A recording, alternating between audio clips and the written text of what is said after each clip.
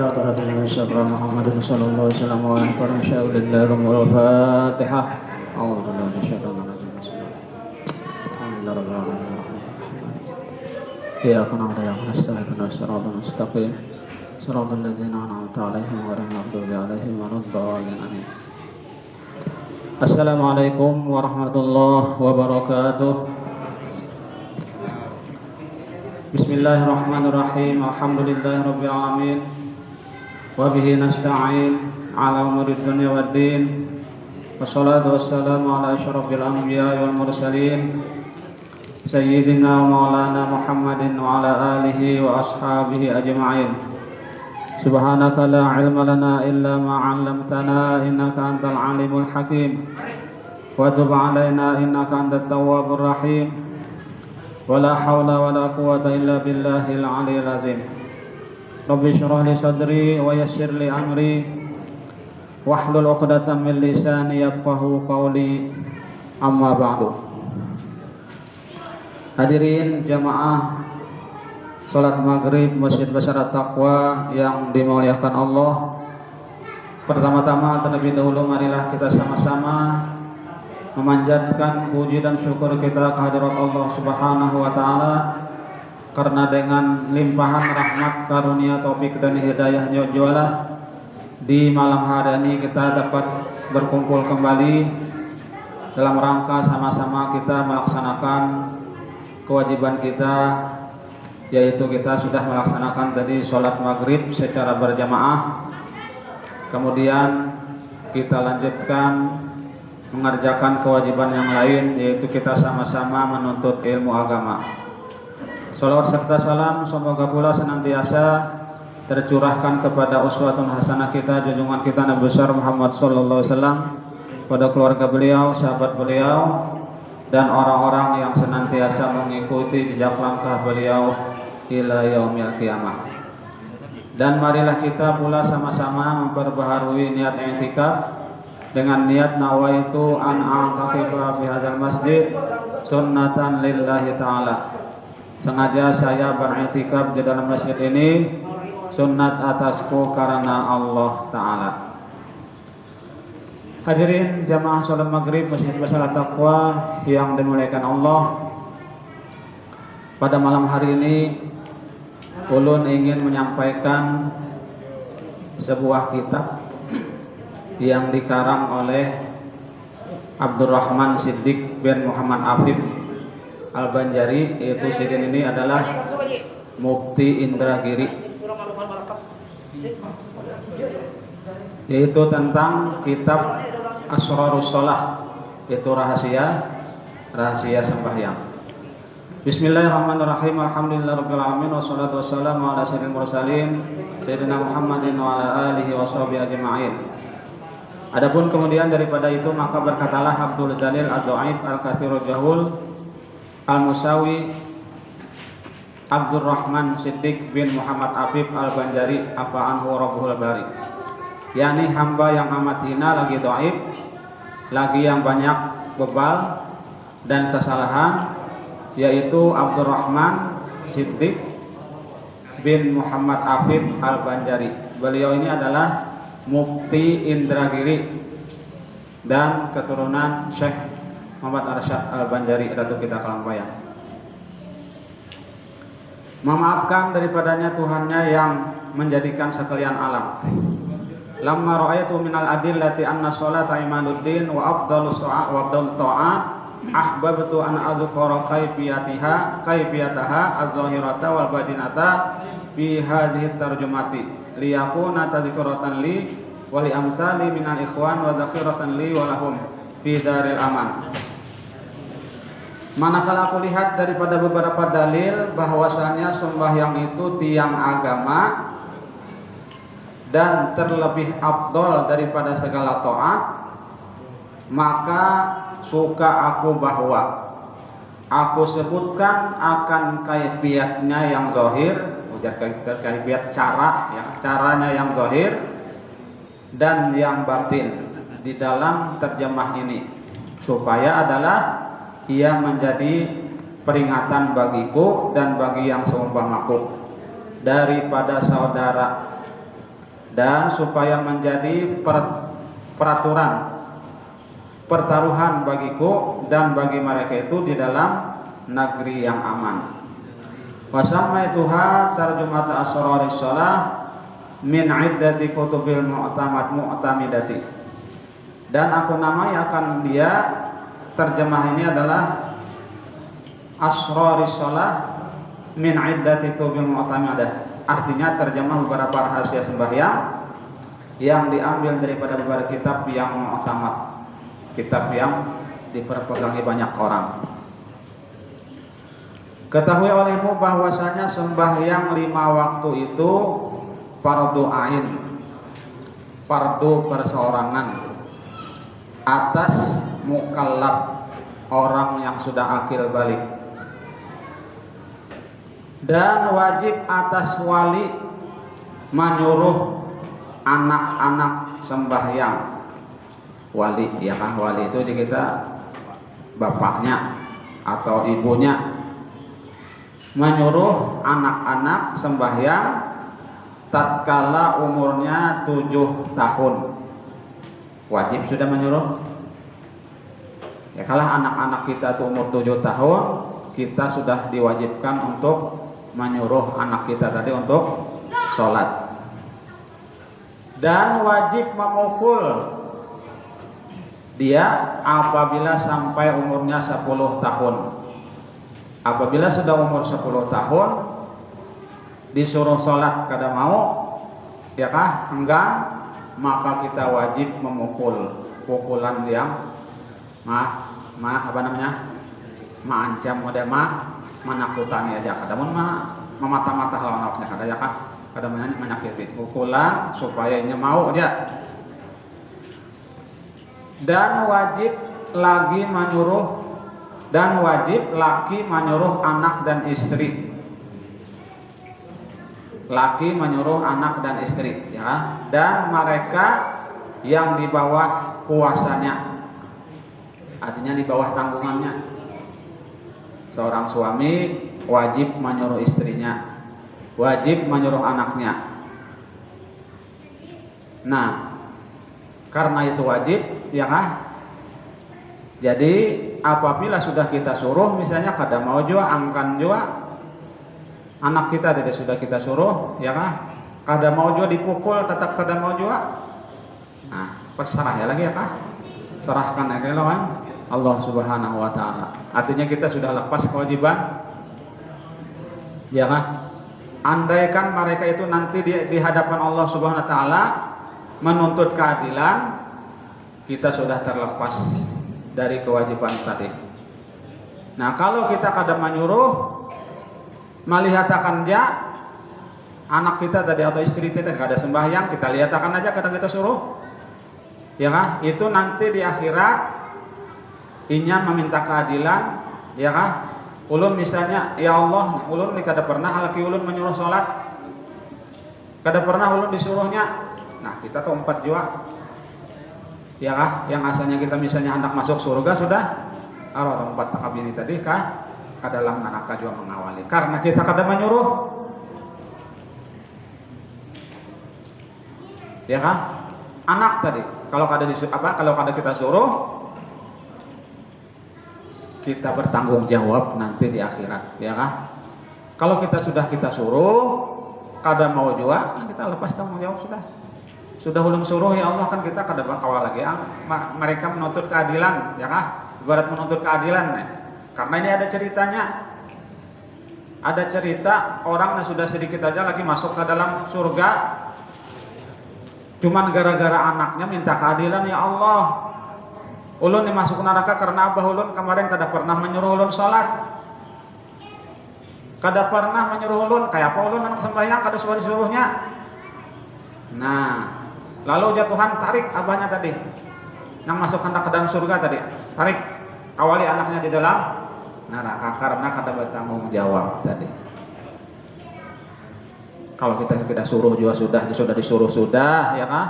Kada mau juga, kita tahu lagi ya kah? Nyanyi seorang sudah kada mau juga disuruh, ya kah? Jangankan yang orang biasa lah, Sedangkan Nabi jakin banyak kalau istri-istri Nabi itu kada mau ikut sama misalnya Nabi Nuh, istri Sidin, anak Sidin, Kanaan, kada mau umpat. Ya, banyak nabi-nabi nang istri dan anaknya itu kada mau ikut kepada ayahnya. Kada selamat juga karena kada mau umpat ya kah? Karenanya kada mau umpat.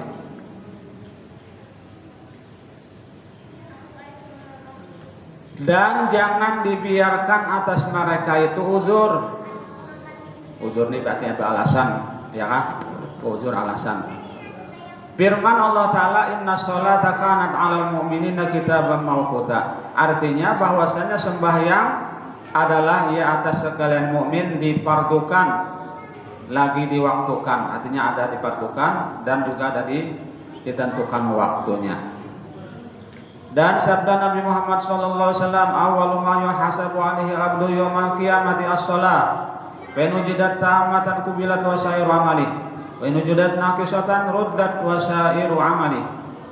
Artinya mula-mula yang dihisab atas hamba Allah Taala pada hari kiamat yaitu sembahyang. Ya, seorang hamba nanti di hari kiamat permulaan yang dihisab, yang dihitung ini masalah sholat dahulu. Maka jika didapat sempurna sholatnya ini bagus, ya kan? Rukun syaratnya bagus, ya kan? Syarat sahnya bagus, tahu, alim di sholat, ya kan? Diterima dan sekalian amalnya yang lain pun ikut diterima.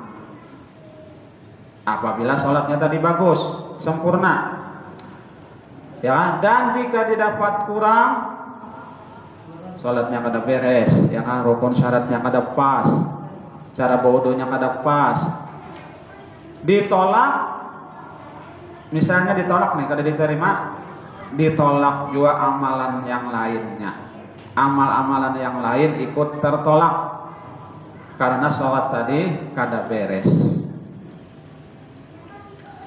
Syahdan ketahui olehmu bahwasanya kaifiat sembahyang atau cara sembahyang itu dua bahagi.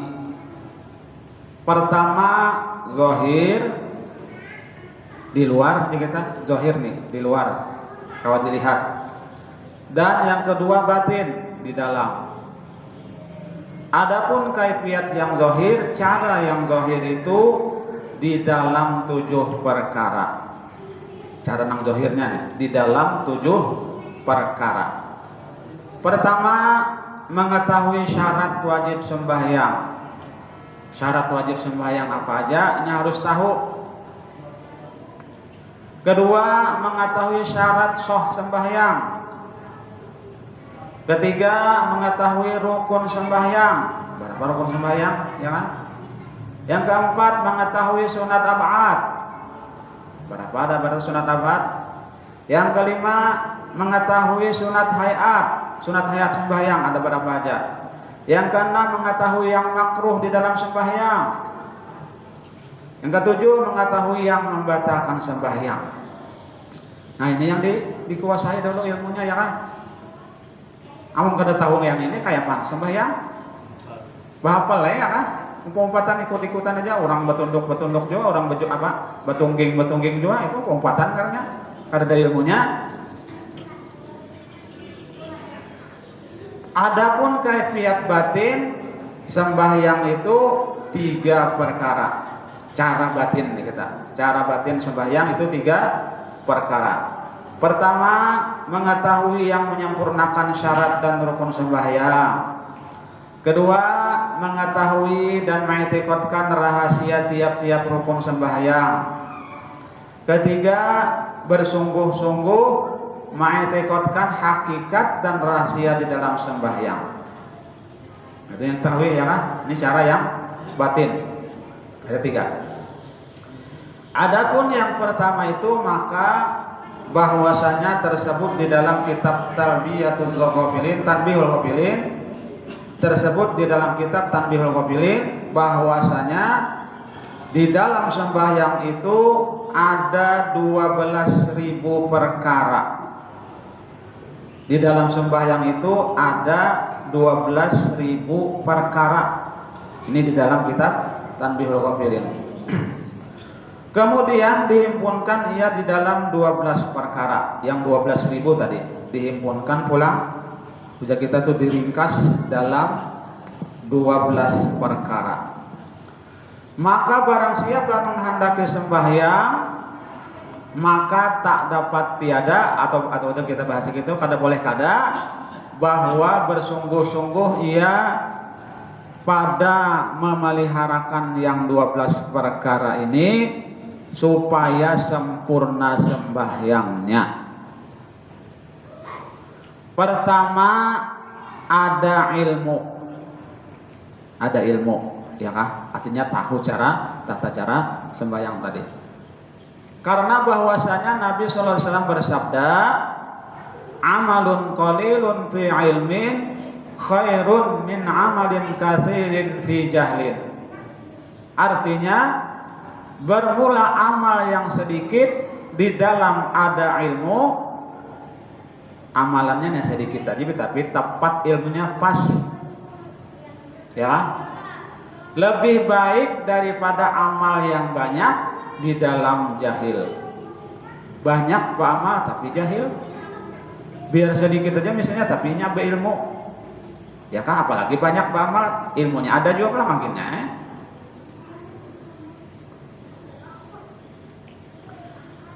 Kedua, wudu, ya kah wudu? Karena sabda Nabi sallallahu alaihi wasallam, la sholata illa bi tahurin. Artinya tiada sah sembahyang itu melainkan dengan suci daripada hadas dan najis. Tahu cara berwudu kayak apa ya kah? Berwudu yang sempurna kayak apa? Kada kumang ikut-ikutan aja ya kah? Melihat orang oh kayak ini kah cara berwudu aja. Mai kumpat ya, kada kayak itu belajar ya kah? Rukun wudu berapa? Nah, yang membatalkan wudu apa aja? Ketiga, pakaian pulang. Karena firman Allah Ta'ala, khudzu zinatakum 'inda kulli masjidin. Artinya, pakai oleh kamu pakaian kamu tiap-tiap sembahyang. Jadi anak sembahyang itu berpakaian, ya kan? Pakai yang bagus. Pakai pakaian yang halal, ya kan? Ya kan? Halal tuh, Bang. Baik cara mendapatkannya, ya kan? Baik cara membelinya, bakat jual beli, ya kan? Apanya? Kita jual beli itu kan harus bakat kalau lah. Harus bakat, jangan kada bakat. Kada bakat jual beli itu kada sah. Ya kan? Kalau misalnya kita jual beli misalnya, makasih Mang lah. Terima kasih ya. Ada orang jual apa? Tukar Mang lah. Nih harga barang nih seadanya. Atau misalnya berapa minta tukar ya lah, tukar harga. Tukar Mang lah misalnya barang nih 5.000, tukar Mang lah barang nih 5.000. Jual cara Mang lah. Sah sudah. Itu cara jual beli itu ya kan? Harus ada akad. Amun kada bakat berarti jual belinya kada sah. Itu juga pakaian ya kan? Kita menukar harus dengan bakat dan duitnya dapat dari barang yang halal pulang. Ya kan? Misalnya baju misalnya 100.000. Harga baju nih misalnya 100.000, taruhlah misalnya 100.000. Lalu di dalam nang 100.000 itu ada 10.000 nang kada halal. 10.000 aja nang kada halal, banyak 90 lagi nang halalnya nih istilahnya kan. Ya ta ibadah kita tuh kada diterima Allah. Ya kan? 10.000 aja nang kada beres ya kan. Apalagi semuaan kada beres. Kayak apa hendak diterima sembahyang kita? Dapatannya nih, harta yang kita dapat tuh kada beres, kada halal, ya kan? Nah, makanya hati-hati, ya kan? Pakaian tadi, masalah pakaian. Kemudian lagi keempat, memeliharakan waktu. Karena firman Allah Ta'ala, inna sholata kanat 'alal mu'minina kitaban mawquta. Artinya bahwasanya sembahyang adalah ia atas sekalian mukmin fardu yang diwaktukan, artinya sudah ditentukan waktunya. Kelima, menghadap kiblat, karena firman Allah Ta'ala, fawalli wajhaka syatral masjidil haram wa haitsu ma kuntum fawallu wujuhakum syatrah. Artinya hadapkan olehmu mukamu akan pihak atau jihad Masjidil Haram, dan barang di mana ada kamu berada maka hadapkan olehmu muka kamu ketika sembahyang akan pihak atau jihad Masjidil Haram, artinya Ka'bah. Jadi harus menghadap ke arah Ka'bah. Kamu kada tahu pang cara arahnya, nah itu lain lagi yang kada tahu. Kada tahu arah kiblat, misalnya ari mendung, ya kah? Di tengah hutan, kemana arahnya kiblat nih kada tahu. Atas arahnya bebarang nih arahnya, mun kada tahu, ya kah? Amun jelas-jelas ada matahari hidup ada kelihatan, itu harus menghadap arah kiblat. Kemudian yang keenam, niat. Karena sabda Nabi sallallahu alaihi wasallam, innamal a'malu binniyat wa innamal likulli imri'in ma nawa.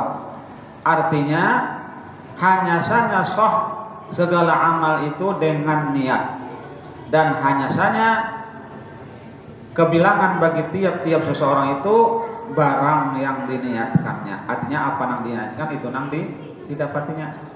Jadi tergantung niat, ya kan? Tergantung niat. Kemudian yang ketujuh, takbiratul ihram. Karena sabda Nabi Muhammad SAW, tahrimuhat takbir wa tahliluhat taslim. Artinya yang mengharamkan sembahyang itu takbiratul ihram, dan yang menghalalkan adalah salam. Artinya bila sudah takbiratul ihram itu masuk kepada sholat sudah.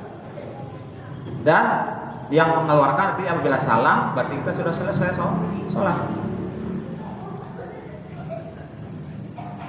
Kemudian yang kedelapan, berdiri, karena firman Allah Ta'ala, wa qumu lillahi qanitin. Artinya sembahyanglah kamu karena Allah Ta'ala hal keadaan kamu itu berdiri, kecuali kada kau berdiri, ya. Kada kau berdiri misalnya berduduk, ya kah? Berdiri misalnya gatak-gatak lintuhut, ya kah? Kitir-kitir lintuhut. Berduduk, ya kah? Asal sholat. Jangan banyak alasan, ya kah? Kalau pengalasan itu ini supaya jangan sholat, kada kau dijadikan alasan, ya kah? Kada kau dijadikan uzur. Selama masih ada bernapas, sholat tadi tetap wajib dikerjakan. Kecuali orang gila, kada ada akalnya, nah itu kada wajib sembahyang. Orang pikun kada wajib sembahyang, kada ada ingatannya lagi, ya kan? Nah itu peraya sembahyang itu kada wajib lagi. Pun masih ada akalnya masih sehat, ini tetap wajib sholat.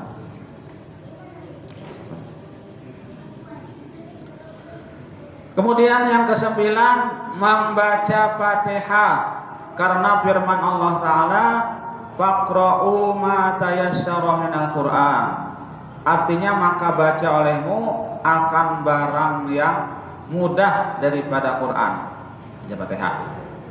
Kemudian yang ke-10, ruku, karena firman Allah Ta'ala, warka'u ma'ar raki'in. Artinya rukuklah kamu serta mereka yang ruku. Ya kan ini menyuruh berjamaah, ya kan? Warka'u nih, ya kan? Ruku berserta orang yang ruku supaya berjamaah. Kemudian yang ke-11, sujud, karena firman Allah Ta'ala, wasjudu lillahi wa'budu. Artinya dan sujudlah kamu bagi Allah Ta'ala dan sembah olehmu akan Dia.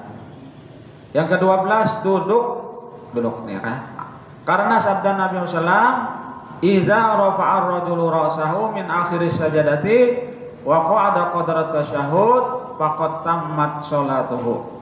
Artinya apabila mengangkatkan kaki akan kepalanya pada akhir sujud dan duduk ia kadar membaca tahiyat, maka bahwasanya sempurnalah sembahyangnya. Maka apabila terdapat yang 12 perkara ini, niscaya berkehendak pula kepada khotimah, yaitu ikhlas, supaya sempurna segala pekerjaan, supaya sempurna segala perkara ini, karena bahwasanya Allah Subhanahu wa taala berfirman, fa'budullaha mukhlishina lahuddin. Artinya, maka sembah olehmu akan Allah dalam keadaan kamu itu ikhlas baginya, ya kan? Mengharapkan mengerjakan agama. Jadi kalau sudah sempurna yang tadi itu, lalu kita ikhlas lagi, ya kan? Karena kalau walaupun sudah sampai 12 perkara tadi, tapi kada ikhlas, kada mau juga, ya kan? Sembahyang tapak saja. Misalnya karena ada mintuha di masjid nih, kalau sangit mintuha karena sembahyang. Nah, berarti kada ikhlas karena mintuha. Atau misalnya aku supan jadi kada seanak. Nah, berarti karena supan kada ikhlas, ya kan? Kada ikhlas karena supan. Asa supan aku kada sembahyang, berarti kada ikhlas karena ada orang karena Allah, bukan karena supan, bukan karena malu dilihat orang, ya kada karena Allah. Itu yang ikhlas, ya. Lillahi ta'ala. Dan bermula ilmu itu, maka kesempurnaannya itu ada 3 perkara. Ilmu tadi. Pertamanya bahwa mengenal ia akan fardu daripada sunnat. Karena bahwasanya sembahyang tiada sah ia melainkan dengan dia. Ya kan? Di dalam sembahyang tadi kan ada nang fardu, ada nang rukun, ada nang sunnat. Dalam sembahyang, nah ya kan, ada rukun, ada sunat. Sunat ini pulang ada 2 pulang, ada sunat abad, ada sunat hayat. Nah itu yang perlu kita pelajari, perlu kita ingat, nang mana nang fardu, nang mana nang rukun, nang mana nang sunat, sunat abad nang mana, sunat hayat nang mana. Artinya gawian itu supaya berilmu, ya kah, jangan bahapal. Karena bahwasanya sembahyang tiada sah ia melainkan dengan dia. Sudah tahu nih fardu, ini sunat nih, ya. Nah, sah sembahyangnya amun sarampangan fardu barataan kada bisa. Dan yang kedua, bahwa mengenal ia akan barang yang ada pada wudu dan sembahyang daripada fardu dan sunat. Di dalam wudu juga kayak itu, ya kan? Nang mana nang sunat, nang mana nang rukun. Harus tahu juga, ya kan? Karena ilmu tadi.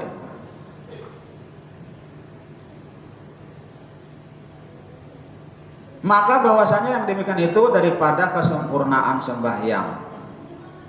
Amun kada tahu juga di wudu tadi kada tahu nang mana aja nang jarak, misalnya kai cucu nih batakon kai yang mana kai nang wudu ini nang rukun, ya kan? Ujar cucu nih batakon bah jar kai unda gini kada tahu jar kana sama karena.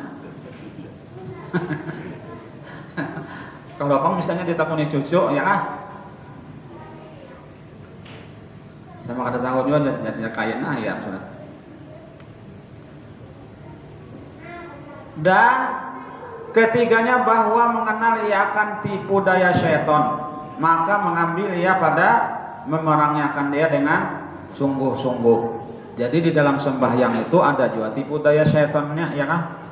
Nah, supaya kita ketahui nang mana ya kan, nang tipu daya syaitan nang mana, supaya kita memeranginya jadi dengan bersungguh-sungguh. Ya kan? Amun kada tahu, nah tak tahu syaitan melihat, ya kan? Kada tahu jadi syaitan ini tipu daya ndak. Nah, ya sudah. Ya. Nah. 32 sudah. Dan adapun wudu, maka kesempurnaannya di dalam 3 perkara. Pertama, bahwa engkau sucikan hatimu daripada tipu daya dan dengki dan khianat. Sucikan hatimu daripada tipu daya dan dengki dan khianat. Ini wudu nih ya kah? Wudu batinnya nih dulu, batinnya ya kah? Wudu batinnya kita hati disucikan daripada tipu daya dan dengki ya kah? Dengki ini iri hati melihat orang tuh ya kah? Melihat orang dapat nikmat tuh hatinya kada nyaman ya kah? Melihat orang sukses tuh hatinya bergerugut ya kah? Ya kah? Ada orang melihat kawan sukses, syukur alhamdulillah himung juga kita itu ada kada dengki ngarannya ya kah? Apabila kita melihat orang sukses, hati kita kada nyaman, berarti hati kita tuh ada penyakit dengki. Khianat, ujar kita khianat ini curang, ya kan kada jujur. Nah isa kah? Nah isa saudara dilayan. Dan yang kedua, engkau sucikan badan daripada segala dosa. Dan yang ketiga, engkau basuh anggota akan sebagai basuh yang sempurna dengan tiada berlebih-lebihan pada memakai air. Nah itu masalah wudu. Nah kira sampai di sini dulu yang dapat ulun sampaikan. Insyaallah kita akan sambung lagi malam Rabu yang akan datang. Mudah-mudahan sedikit banyak ada manfaatnya dan mudah-mudahan Allah SWT mampu di segala dosa-dosa kita, dosa kedua orang tua kita, guru-guru kita, dan tetangga kaum muslimin dan muslimat, dan mudah-mudahan Allah SWT mengabulkan hajat kita, baik hajat dunia atau hajat akhirat, dan mudah-mudahan Allah SWT mematikan kita dalam keadaan husnul khotimah, amin ya rabbal alamin. Demikian yang dapat saya sampaikan, mohon maaf apabila ada kekurangan dan kekeliruan. Billahi taufiq wal hidayah. Assalamualaikum warahmatullahi wabarakatuh.